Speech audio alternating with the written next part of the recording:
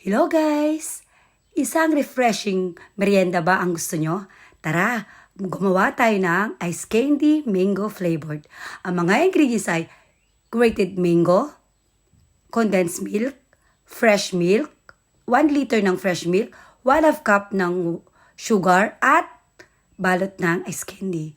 First guys, paghaluin lang natin ang ating mango at ang ating sugar. Pag na-mix ulit natin guys, pwede na natin ilagay ang ating 1 litro ng fresh milk. Kung wala kayong fresh milk guys, pwede ring 2 cans of evaporated milk. I-mix well lang, then pwede na natin ilagay ang ating condensed milk. Pag napaghalo-halo natin guys ang ating lahat ng ingredients, pwede na natin itong balutin. Sa pagbabalot guys o sa paggawa ng ice candy, depende sa inyo kung gaano kalaki ang gusto nyo. Sa akin kasi guys, ang ginamit ko 1/2 cup ng measuring cups.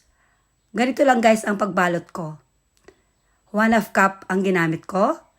Inikot ko lang sa dulo at binuhol. Diba guys, napakadali lang.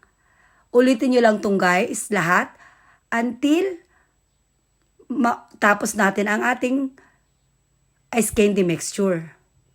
Madali lang, di ba guys? At pag nabalot nyo na lahat guys, pwede nyo nang ilagay sa freezer para maging ice candy or tumigas. At pag matigas na guys ang ating ice candy, wala! Pwede na natin tikman ang ating mango ice candy. Napakasarap guys, perfect ang tamis. At napaka-refreshing pa. Try nyo na guys at namatikman nyo sa sariling version. Sigurado magugustuhan ng buong pamilya. At uulit-ulitin yung kainin. Thanks for watching guys. Ingat po kayo lagi. God bless. Bye!